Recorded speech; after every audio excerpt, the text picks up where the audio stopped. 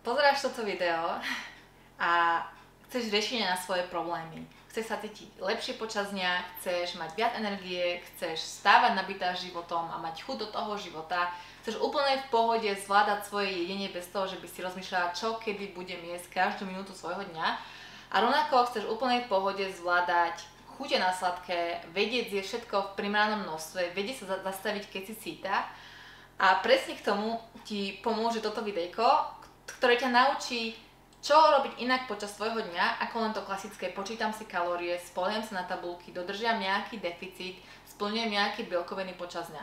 Toto sú moje go-to denné návyky, ktoré odporúčam sledovať každej jednej žene. Či si tínedžerka, či si na materskej, či si tehotná, či si v menopauze, hociaká žena, hoci ktorom veku života, toto sú denné návyky, ktoré ak budeš aplikovať konzistentne a pravidelne, uvidíš výsledok v podobe zlepšený cyklus, viac energie počas dňa, ľahšie chudnutie, ľahšia kontrola nad jedlom a mnoho ďalšieho.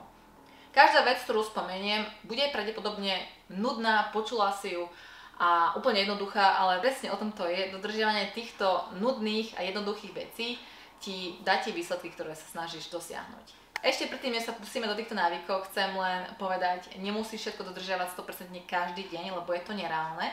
Všetko prispôsob svojmu spôsobu života, nakoľko tu je veľa mamičiek s novorodeniatkami, ženy na materskej, ženy študujúce, je nás tu proste veľa rôznych žien, nedá sa to proste prispôsobiť na jednu konkrétnu ženu. A preto, ak budeš počúvať tieto návyky, nehľadaj výhovorky, hľadaj spôsoby, ako si to zmeniť, aby tebe bolo dobre. OK? Ideme na to. Úplne prvý denný návyk, ktorý by som odporúčila hoci ktorej žene, aby začala robiť, je začať svoj deň trochu inak, ako si zvyknutá. Namiesto toho klasického siahnem po telefóne, hneď ako odlepím oči a robím si tú prvú kávu, urob niečo inak. Môže to vyzerať ako stretching, napríklad 3, 4, 5 rôznych strečov pri posteli. Môže to vyzerať, že si dáš veľký pohár vody na prebratie. Môže to vyzerať, že ideš robiť nejaký pohyb, vonku s obsom prechádzka, hocičo podľa toho, aký život žiješ. Hocičo, čo je iné ako siaham na telefón a scrollujem a čekujem ten mobil. Povedala by som, že zo všetkých tých denných návykov by bolo toto asi najviac dôležité, lebo to, ako začneš deň, určí, ako sa budeš cítiť zbytok toho dňa. U mňa to je stále veľký pohár vody, prechádzka s obsom, krátka prechádzka s obsom, stretching, káva a pokračujem v tom dni a vtedy siahnem na ten telefón. Prvá hodina vôbec. OK? Druhý dôležitý denný návyk, ktorý si môžeš spojiť aj s tým prvým, je rané svetlo. Nemusí to byť tie úplne prvé lúče a nemusíš pozerať do slnka priamo, aby ti neodpalilo oči, to vôbec. Ide len o to, že ak sa zobudíš, tak sa skús dostať na to denné svetlo, aby tvoj mozog dostal signál, že je vidno a že sa máš prebrať k životu, hej? A dáva tak tvojim vnútorným hodinám signál, aby zapínali a vypínali rôzne biologické procesy v tvojom tele, ako napríklad aj trávenie, hej?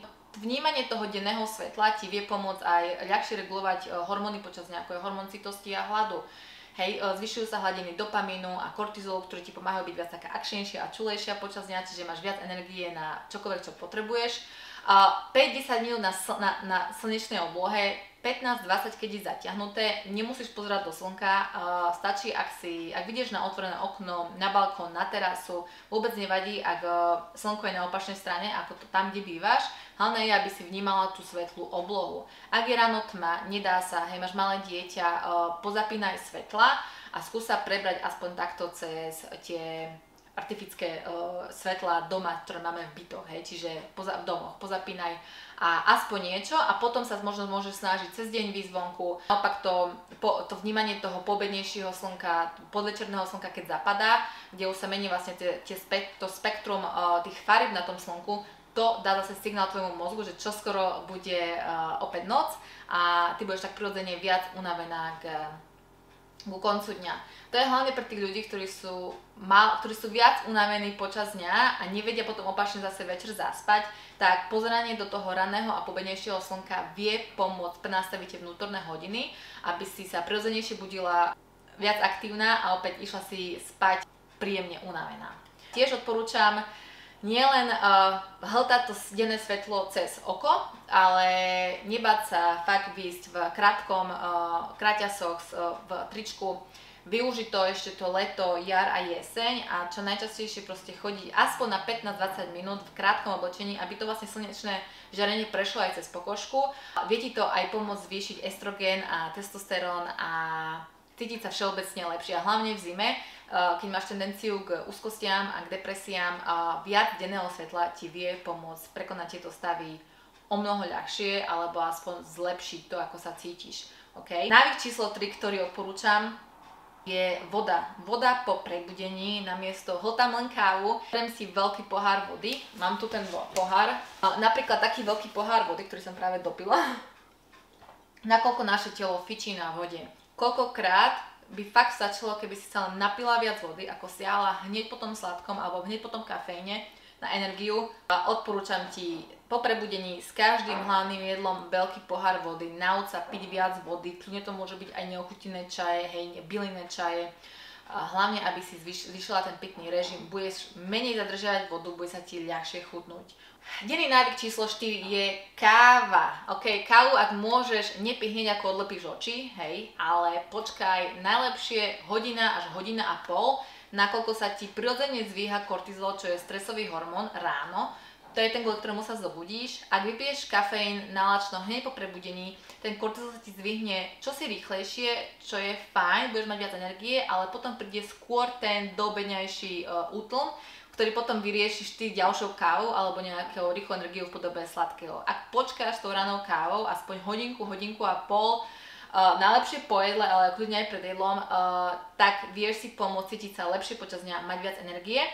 A presne naopak, posledná káva, prosím ťa, nepij poslednú kávu neskoro večer po obede, nakoľko aj keď zaspíš, ale tá kvalita spánku bude ovplnená, ok? Čiže aj keď zaspíš, to, čo ty robíš predtým, ako ideš spať, čo sa týka alkoholu, aké jedlo ješ, ako neskoro ješ, kedy bola posledná káva, ovplňuje kvalitu tvojho spánku. Ak nemáš kvalitný spánok, aj keď spíš 8 hodín denne, budíš sa viac unavená, máš väčšie chute ďalší deň, to ovplňuje to, koľko zješ a to priamo ovplňuje, či budeš priberať alebo chudnúť. Prvá káva, skús aspoň hodinku od prebudenia, posledná káva, nepila by som po 2 hodine po obede, na počas rozpadu je u každého individuálne, ale môže trvať až 8 hodín a ak piješ po obede, neskôr po obede, tak nech to nie je pravidelné, sem tam je to OK, ale nauč sa tú druhú kávu nepiť po 14. hodine.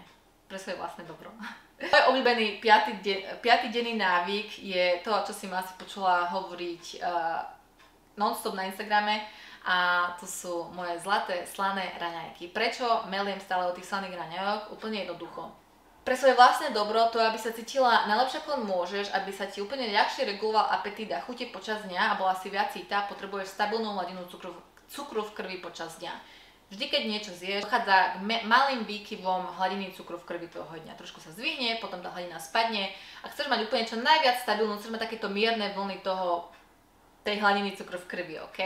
Ale ak ty zješ sladké raňajky, hej, bombíš si tú hladinu cukru v krvi rýchlejšie, potom ak tak ako rýchlosti ti vystrelila, vie ti aj rýchlo spadnúť a preto máš pocit, že aj keď si sýta z tých ovsených vločiek, hej, pod dojediny, si už veľmi skoro hladná, možno hodinku, 2 hodinky na to by si už niečo mosala a to niečo bude určite niečo sladké, pretože keď ti ten cukor spadne po tú tvoju normálnu hladinu, ktorú bežne máš, tak naše telo má prejavy, ako že si viac unavená, máš väčšie chute na niečo, čo je sacharidovejšie, tukovejšie, niečo, čo ti viac chutí, čo ti uľahodí, lebo to je to, čo si tvoje telo pamätá, že ti robí dobre, hej.